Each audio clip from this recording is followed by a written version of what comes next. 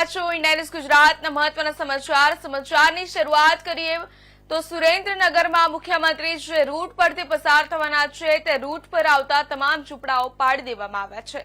જે ઝૂંપડાઓ 30 વર્ષ જૂના હતા તે પણ તોડી પાડવામાં આવ્યા છે। 30 વર્ષ સુધી તંત્રને ઝૂંપડા ન દેખાયા, પણ મુખ્યમંત્રી આવતાની સાથે જ ઝૂંપડા તોડી પાડવામાં આવ્યા। વગર નોટિસ અને જાણ વગર ઝૂંપડા પાડી દીધા હોવાનો આક્ષેપ કરવામાં આવ્યો છે।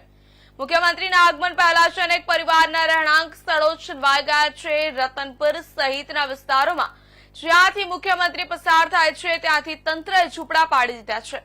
ઝૂંપડામાં રહેતા પરિવારજનો અને મહિલાઓ રજડી પડી છે। ભારે રોષ વ્યક્ત કરવામાં આવ્યો। અચાનક ગરીબ લોકોનો સહારો છીનવાઈ જતા તંત્રની કામગીરી સામે પણ સવાલો ઉઠ્યા છે।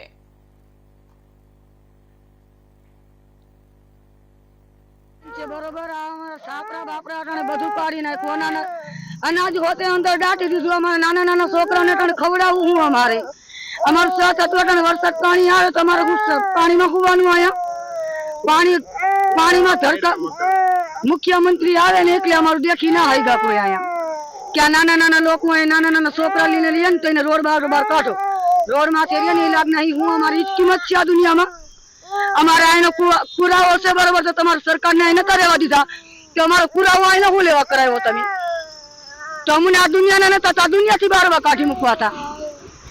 બસ બોલ, મારું નામ બુદ્ધિ હે। અત્યારે અમે ક્યાં રહેવા જાય છે ને સાહેબ અમારું બધું અત્યારે પાડી નાખ્યું ને અત્યારે બધું દાટી દીધું। અમારા લુગડા ને બધું અત્યારે અમારે ખાવા ખીચડી ઘરમાં નથી અને અત્યારે સાહેબો આવીને બધું પાડીને વહી ગયા। અમારે અત્યારે ક્યાં જવાનું બેન દીકરીને લઈને? જુવાન દીકરીઓ અમારે છે, બેન દીકરી અત્યારે ભોગાવામાં ક્યાં છે?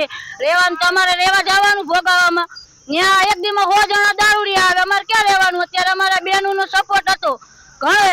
કેટલા મકાન પાડી દીધા? અમારે 3 સાપડા પાડી નાખ્યા, બેન ને ગલો પાડી નાખ્યો બિચારાઓનો। અને શું લેવા પાડ્યું? આ મુખ્યમંત્રી આવતા હતા ને એટલે પાડી નાખ્યો। અમારું કોઈ જોઈને સારું વિચારી ના આવ્યા। અમે રહેતા હતા 30 વર્ષથી અમે